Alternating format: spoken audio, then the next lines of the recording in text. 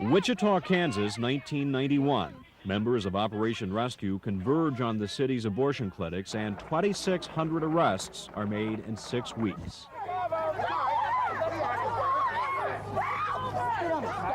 Buffalo, New York, 1992. Same story, different city. 1,200 arrests in just 2 weeks. There is no health law officers. You know,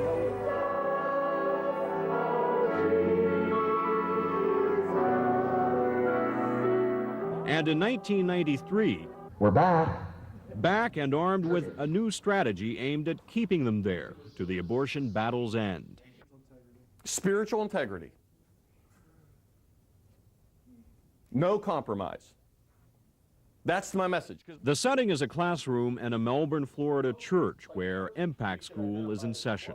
22 students have traveled from 19 states to attend the first in a series of 12-week anti-abortion seminars to be staged around the country. It's all the brainchild of Operation Rescue's national director, Keith Tusi.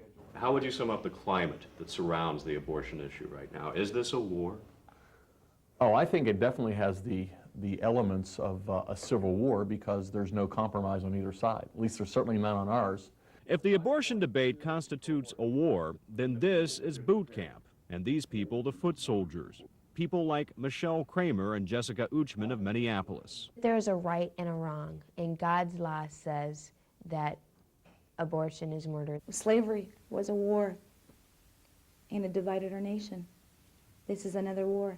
The Impact students are being groomed to become leaders in the abortion battle, and they'll return to their respective communities to share what they've learned. I mean, almost everything we do gets labeled as harassment.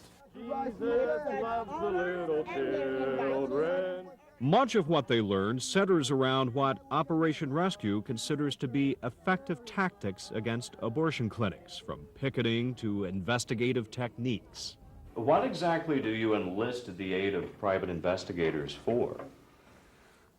To find out any and all information that is available through public resources about the business, about their operations, about who they're connected to, and about the people involved.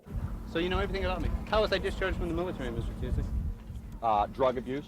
Going beyond finding out the background of an individual, you do encourage embarrassing these people, right? If the truth embarrasses them, absolutely. And you advocate putting abortion doctors on wanted posters. I see nothing wrong with it, absolutely not. Oh, we're a woman, this is Ruth. Workers at Melbourne's Soul Abortion Clinic disagree. Yeah. We've had a staff who's been attacked personally at their homes. They've been attacked here at the clinic. Their families have been attacked. Do you follow these people to their home? No, we don't have to follow them. That's a misnomer. We go to their homes. We know everything about them. Why do we have to follow them anywhere? 13-year-old Justin White is a clinic counselor's son.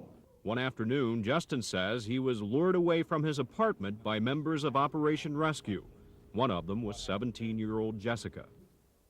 My desire is to spread the truth in my generation. They just proceeded to tell me that I was going to burn in hell along with my mother for the rest of eternity. See, the thing is, when you talk about God, you talk about the reality that there is a heaven, that there is a hell.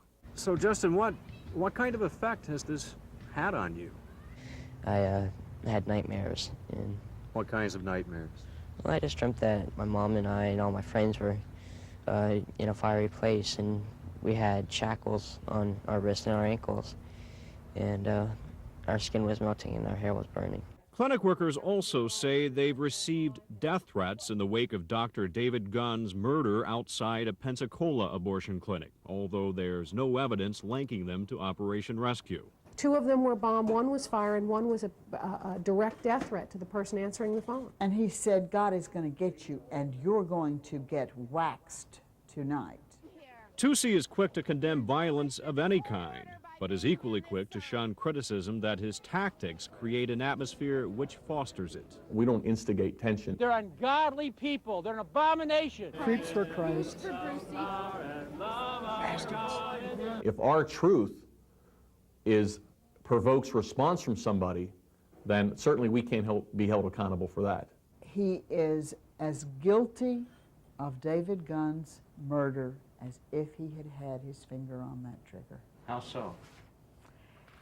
He built this climate. A buffer zone will be erected. Entrance into that buffer zone will be considered a violation of this injunction. This is the day, this is the day. This session of Impact School has drawn to a close, and all the training comes down to this. Operation Rescue has recruited anti-abortion activists from the region to test a new injunction which prohibits them from even being on the sidewalk in front of the Melbourne clinic. Is today a good day to be arrested? No day is a good day to be arrested. No day is a good day for little boys and girls to die.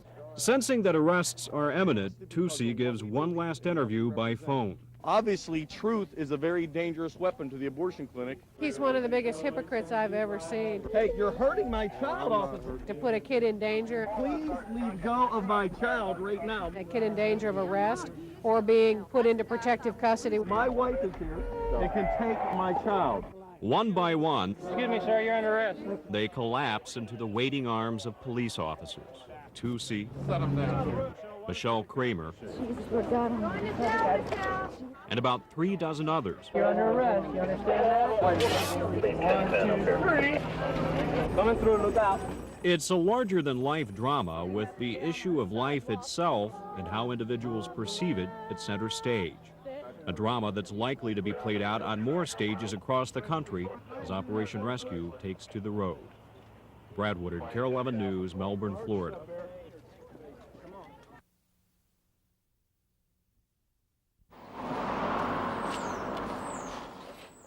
It's just after dawn outside the Robbinsdale Clinic, and as always, Henry Zimmer is the first to arrive. Strike the hearts of all those who even now are contemplating abortion. Kneeling in the back of his camper, Henry offers a prayer. Amen. Gotta get my cross up first here.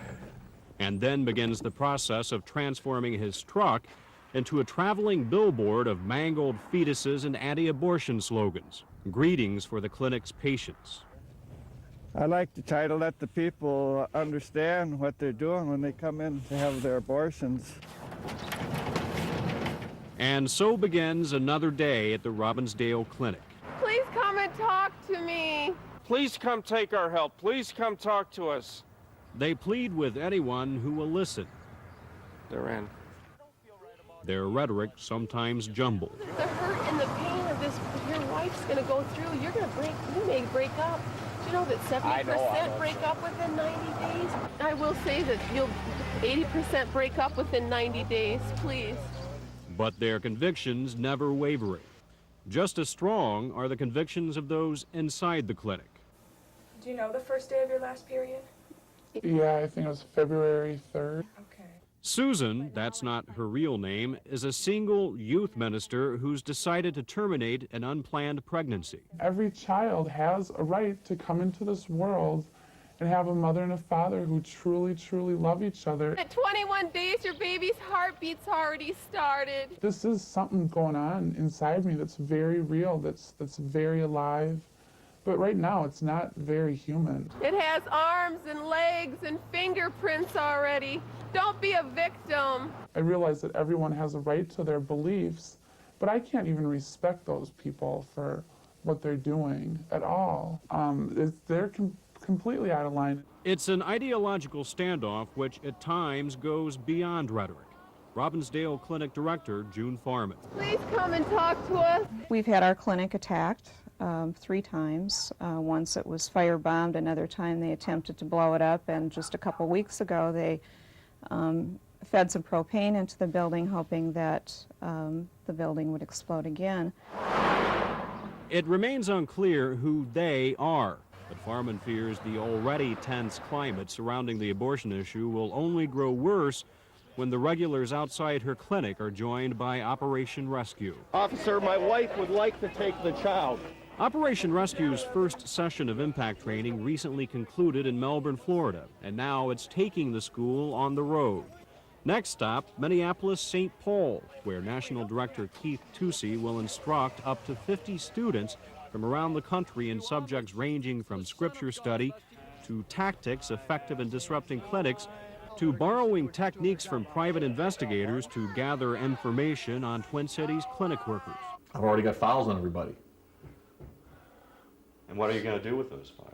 We're going to, anything that is detrimental to them and to their industry, we're going to expose it. One of their tactics now is to try and dig up any dirt that they can on anybody and then publicize it and find a way to shame people, to disgrace people. If they're intrinsically embarrassed, that's not our fault, that's their fault. We're just bringing out the embarrassment. And if telling the truth embarrasses them, then maybe they should get a real job. Excuse me, sir, you're under arrest. Graduates of the Melbourne session will help implement impact training in the Twin Cities. Among them, Michelle Kramer of Minneapolis. Hi, can I give this literature, please, to read? Kramer herself had an abortion 6 years ago. I think it was a girl. She would have been 5, now 5.5 years old. And that's a possible turn away. I've given her a name and so forth, and yeah, I wonder. You know, you always wonder. But I'm not out here because I feel guilty. Michelle says she's out here because she doesn't want other women to make the same choice. And when it comes to the privacy of abortion advocates, she takes her cue from her spiritual mentor. What they're doing, we're exposing. We're bringing them into the light and exposing what they're doing because abortion is murder. But in Michelle's case, it would seem, turnabout is not fair play. During the Impact session in Melbourne, this anti-abortion commentary written by a Michelle King appeared in the regional newspaper Florida Today. As it turns out, Michelle King and Michelle Kramer are one and the same. Right. I did use it as an alias, only for legality purposes, and just because we didn't want the local abortion industry here knowing who I was right away. Why should you not identify yourself, and why should they be exposed? I have nothing to hide. In fact, there's a warrant out for your arrest. Right. It's a bench warrant because I came here instead. The bench warrant stems from Michelle's failure to appear in Hennepin County Court after allegedly violating an injunction at the Robbinsdale Clinic. I want to ask folks in here who are willing to do that. And as for Tusi, during Operation Rescue's last rally in Melbourne, he recruited volunteers from the audience willing to be arrested and proceeded to meet with them behind closed doors. We asked the Reverend, who says he has nothing to hide, why we weren't allowed inside. That's not even a reasonable question. Why not? I think it's very reasonable. Were you talking about something in there you don't want us to know about? I was answering people's personal questions that they didn't invite you to listen in on. I'm just trying to understand what I'm under arrest for. The following day, 51 arrests were made outside Melbourne's sole abortion clinic. From the clinic's workers, a message from Minnesota. Get the community recognizing and understanding that these are outside hoodlums coming into their town trying to disrupt, spend their taxpayers' money, stop women from seeking legal services, and you got to stop them before they come to town. You're in violation of the court order by being on this side. But Tusi says there's no stopping them, and he's got a message of his own for Minnesota. Don't judge until you see. And I would say, if the death industry is so upset about us finding stuff out, maybe we need to be interested in what they're trying to hide. Brad Woodard, Carol 11 News.